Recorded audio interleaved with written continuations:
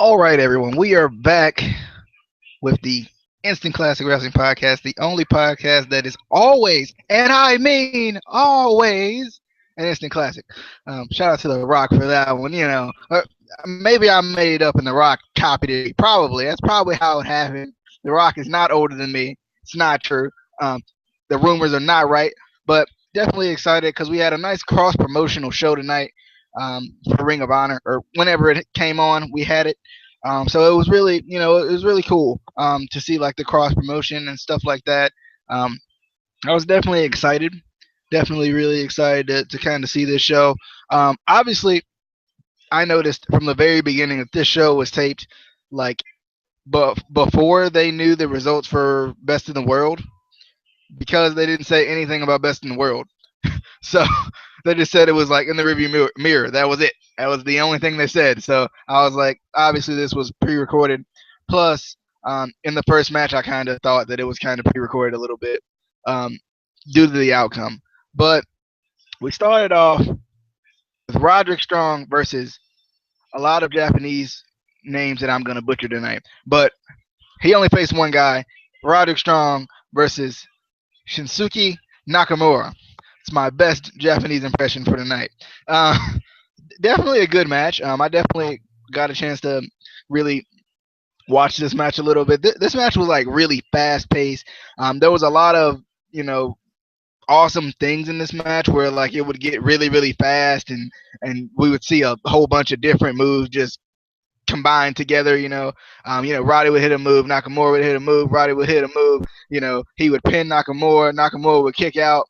We even saw Nakamura kick out of the sit kick, which was terrific. Roddy does that little flurry that he always does, and then we get that we get the sit kick, and Nakamura kicked out, and I was really surprised there. And then even when Nakamura, kind of hit some of his bigger moves for the night, we kind of saw Roddy even power out a little bit. So, Roddy did end up losing this match, and Nakamura wins by a nice running kind of high knee. Definitely, it was definitely a good match. Um, I think if with hindsight being 2020, I think they would have let Roddy go over here. If they would have known, or I guess they knew he was going to win at Best in the World. But if they would have, I feel like he would have won if, to make the number one contender look good. Personally, I just feel like that would be the way you would want to go. But still, I like that in Ring of Honor because they put so many moves into one match that when, one of the things is when, you do lose, you still can look good because, you just put so much into the match and they kick out of some of your best moves. So it makes you really look really good. So Casey, you got any thoughts on Roderick Strong versus Nakamura? Yeah, I really like this match. I'm a big fan of Roddy, and I love when Ring of Honor and any other wrestling promotion, does cross promotions, especially when they work with companies like New Japan. I love to see the Japanese wrestlers come over. TNA used to do it, and they don't really do it as much anymore. I feel like Ring of Honor does it more often than a lot of other companies do it. Um, so that was cool. Just a really good match. Like you were saying, um, it kind of made sense that he won. I think. I feel like if he or it made sense that Roderick Strong did lose, because I feel like if he did win, just going into that, it would have made him too strong. But it would have made him look too strong. And I don't remember. I don't know if this was aired before or after Best in the World. I think it was aired after Best in the World, which that just doesn't make sense a little bit. If it was recorded beforehand, just because with him winning the number one contendership and then losing, the next show, I don't know. It just it was weird for me. But I like what you said about how, in Ring of Honor, you get so many, big moves and just so many moves in general that, even when you lose, it doesn't necessarily mean it was a bad match. You're not looked down upon. You still could have had one of the best matches of the night and still could have lost. And, fans are still going to love you and, just be on their feet for you just because they do so much in the ring, and that's the thing about Ring of Honor. They really, every single match, they put 150% into it. And that's why I love it so much. That's why I get so excited when we do Ring of Honor pay-per-views or when we just do the regular shows, because they put so much into just the show. You don't get that on like WWE main roster stuff. They kind of, compared to Ring of Honor, they half-ass it basically. But this was a really good match. I like both these guys. I want to see more of Nakamura. I was actually watching some New Japan stuff on Watch Wrestling earlier today. So I'm probably going to be watching more of that. But definitely a really good opening match. All right, so next we got Michael Elgin versus, I don't know how to pronounce this guy's name. Ghetto, I think it was. That sounds terrible. Ghetto or something like that. Ghetto. Okay. I heard it and I was like, oh yeah, like Grado without the R. I don't know why I didn't remember that. But Michael Elgin versus Gato, which I thought was also a really good match. But the thing about it was, still cross promotional. But it was really one of those matches that, was slower, but it was still good. Anything Michael Elgin is in is pretty much going to be really good. Michael Elgin, I really like Michael Elgin, and I kind of like his heel persona too. I like, they pointed out that, Michael Elgin has kind of been misbehaving a little bit, and that this was his hometown. And they even thought that the fans may boo him tonight, and they didn't, which I thought was really cool. I like it when, guys go back to their hometown and they still, regardless of their character, don't get booed. I think that's really, really a cool thing. But yeah, I definitely, thought this match was really good too. I agree that this match was, it was a little bit slower, but it was, it was really good. We still saw kind of the same dynamic with the, you hit a big move and they still, somehow kick out. Michael Elgin did end up winning this though with the buckle bomb that goes right into the sit down power bomb. So Michael Elgin did end up winning, which confused me too because Michael Elgin not necessarily has been on a losing streak, but he hasn't been necessarily winning or really caring about winning. It's been more about getting back to the Ring of Honor Championship. So, and that's why I was a little confused that Roddy lost and Elgin won. I thought that maybe should have been switched. But definitely, I love Michael Elgin though. I want to see him do some more things. There's a couple of guys that I just really want to see as world champion. Just because I haven't seen him yet. I know Elgin's been it before. I think Roddy actually has been it before too. But I kind of want to see these guys as world champion, or at least to go up against Jay Lethal because I think it would be just even more great matches. Any thoughts on Elgin getting the victory over Gato? I like this match. I another two guys that I really like seeing more of. Not necessarily more of Elgin because we see Elgin every week on Ring of Honor TV. But I don't get to see as many New Japan guys. So seeing Gato was pretty cool. I've seen some of his matches on YouTube and stuff. I just wanted to see more of him. It was a good match. Like you said, any match with Elgin is going to be a good match. He's one of those guys who's a big guy, but he could go from doing the ground and pound to technical stuff, and you wouldn't be surprised to see him do a suicide dive. He's just one of those guys who can, kind of like Kevin Owens. He can do anything, and that's what I like about more of the indie guys. Not that Ring of Honor is really indie necessarily, but those guys who. It doesn't really matter what size they are. They can still, do all the same stuff the other guys can do, whether it's a suicide dive or submission move work, or stuff off the top rope. So that's what I really like about Michael Elgin. I I wasn't really surprised as much with this outcome as I was with the first match. The first match didn't make sense to me, but this one made a little bit more sense. You know, Elgin's he has been kind of just trying to fight to get back to that world title picture, and hopefully he'll get back there. There's a bunch of guys that I also want to see as world champion. I mean, I feel like literally everyone on the Ring of Honor roster I could see at some point, having the title, or has already had the title, having it again. And I would love to see all of them do it. I don't think we'll have time to do that all because, contracts run out, new guys come in. But this was just a really good match. Hopefully we see more of Gato in the future.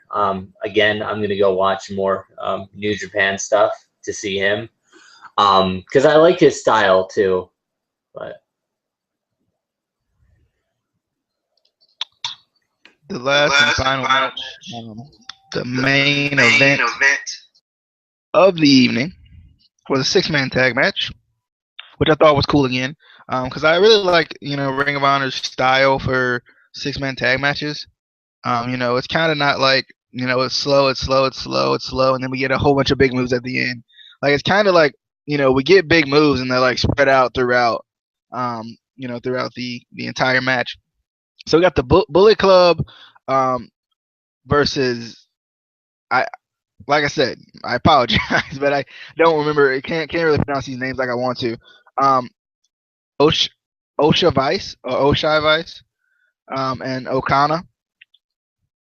I really was feeling OConner for some reason. I like that he had that big like flamboyant type of a gimmick. I thought that was kind of cool because I think sometimes from the outside looking in on Japanese wrestling, I think sometimes you see all of them be the same. All of them are kind of, and I'm not trying to be mean or anything. I'm just saying like gimmick wise, they're all similar. Like at times, I feel like, but like he was like really flamboyant and really like out there, which was just different for me. And I haven't seen a lot of Japanese wrestling anyway, so my fault, my bad if I offended anyone there, Casey. but But this match was also fast. This match was also another fast match. Just Ring of Honor just continues to impress me with their transitions from one move to the next. Where like, I think it was AJ. AJ was going for like a springboard, and before he can even like get off the ropes, he gets caught with a Northern Lights, and I'm like, yes, that was terrific. I liked it, and I mean, I don't even think that was one of the more impressive ones. I just thought that was kind of cool that and it's not. I don't think it's as hard to do as it seems like it is. You know, Osha Vice and OConner kind of had the control at this point, but the party gets started. And if you know the Bullet Club, which was AJ Styles and the Young Bucks, you already know where I'm going with. The Superkick Party had got going at this point, and the Bullet Club just continue to use their tag team skill and stuff like that. Rocker Romero was actually pretty fast though. I liked his kind of speed, going from move to move. But he takes out the entire Bullet Club, and then he's caught with a super kick because you just better watch out if the Young Bucks are in the area. Just look out. Just don't even like just hold your head, wear a helmet, something, because they're gonna super kick you. After a lot of just great action in this match, we get to the end here where we get the triple super kick on, I think it was OConner, but then after that OConner tries to kind of fight through it a little bit, but he gets caught with a super kick Pele combo, which I really love. Then we get like kind of two kind of indie takers, I guess you could say. One was an indie taker, one was an assisted, just straight up pile driver. And then we get the Styles Clash for the win by the Bullet Club. So Matt Jackson, Nick Jackson, and AJ Styles do win this match. This one was kind of cool to me too because I think you know these two teams were kind of more New Japan than Ring of Honor. So I think that was kind of cool for Ring of Honor to kind of let New Japan kind of take over their main event. I kind of like that. And obviously, these guys are really good. I'm not sure about the Young Bucks. I know the Bucks have been in New Japan, especially recently since they don't have the tag titles anymore. So definitely a good match, though. I definitely was impressed. I love that with this cross promotional thing, you get to see like these different titles, like from New Japan. You get to see guys wear their title from Japan on the Ring of Honor, and it's like, they're important, there, so it makes them even more important when you see them on Ring of Honor. I definitely, I liked all of these matches tonight. This 6-man tag match was really good again, and just transitions from move to move, like just going from like the Indie Taker into the Styles Clash. Even though it may take a second, like I just think it's just a really good transition, and you don't see it all the time. You would see him like do the Undertaker, let the guy fall to the ground, then you pick him back up. Instead of taking him from that move right straight into the Styles Clash. I'm really impressed, by how Ring of Honor transitions from one tag team move to the next move or tag team move. So, Casey, you got any thoughts on the main event of the evening? Well, let me just give me one second. Just let me compose my super kick. Sorry, got a little excited there. No, I'm sorry. I love the Superkick Party. It's amazing. I want to be a part of it. Not on the receiving end of it. I want to be on the other side of it. The fun side that doesn't get a concussion. But like you said, I love the combinations, especially in Ring of Honor and just indie 6-man tags in general. They do it in PWG too. Other indie shows where you'll see 6-man tags. It's more this style. It's not the WWE same match every time style. And I love the combinations they can do, and just the crazy innovative moves. There's moves that you see them doing combination wise that you're like, okay, he did that, and how did he do that and then go into that? It's just like you have to almost watch it over multiple times just to see how they did some of the moves. Especially with guys like the Bullet Club, AJ Styles. He's one of those guys that can do those crazy moves where you're like, wait, how did he do that? And I feel like TNA didn't use him like that anymore. His last bit of run in TNA. And that's what we really loved about him. In the beginning of TNA, he had that style, and I feel like it's come back since he's been, in Ring of Honor and New Japan. I also kind of like the almost storyline crossovers that they have, because Bullet Club is also in New Japan, and they have feuds in New Japan as well, so they can kind of use that too. And I like the fact that they can do that. They can bring it to Ring of Honor, they can bring it over to New Japan. It brings a new dynamic to it. You know what I mean?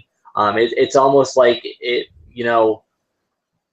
If WCW and WWE actually worked together, and WCW guys came over to WWE for a show, and WWE guys came over to WCW for a show, it would kind of be like that. That's basically how I see Ring of Honor and New Japan. The difference is that they are competition. You can't take that away. Any other company is always going to be competition to you, no matter what. But they've seen how they can work together, for a common goal. Whereas I feel like companies like WWE and even back in the day WCW were too thick-headed to think about that.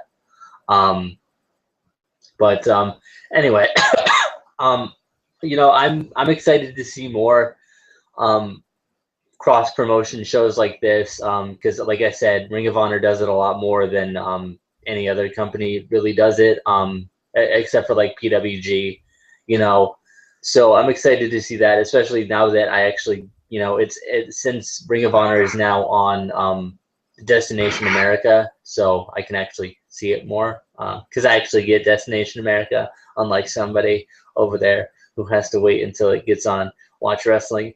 But anyway.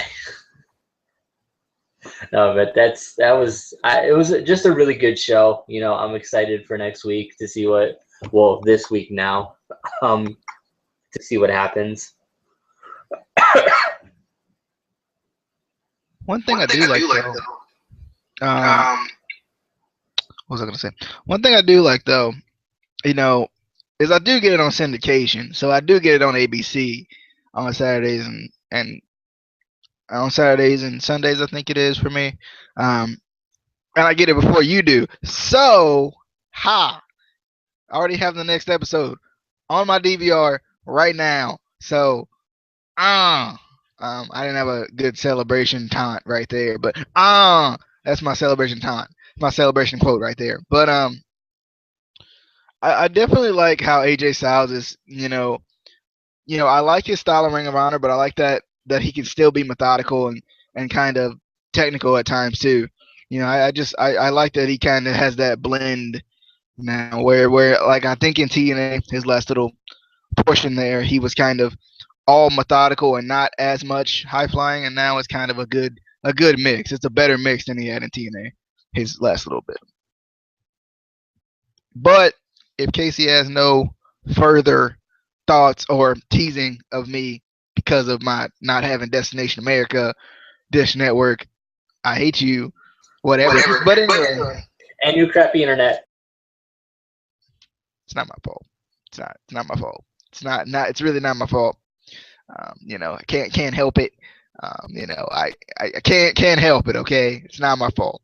But we're on the road to getting that fixed at some eventually point. Anyway, I hope you guys enjoyed. I do.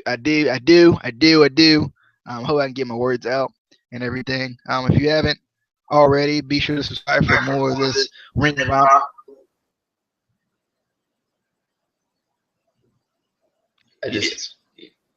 You kind of sounded like Hideo Itami trying to speak English there. I had to get it in. I had to. I'm sorry.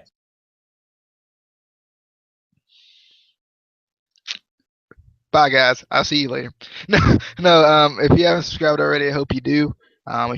If you got anything to say about Ring of Honor, anything that you like about Ring of Honor, let us know, because we want to hear your thoughts about Ring of Honor. I'll see you guys later. Hope you guys enjoyed. Bye. That was not really a good wave. See ya. Bye. Get out. See ya. Peace.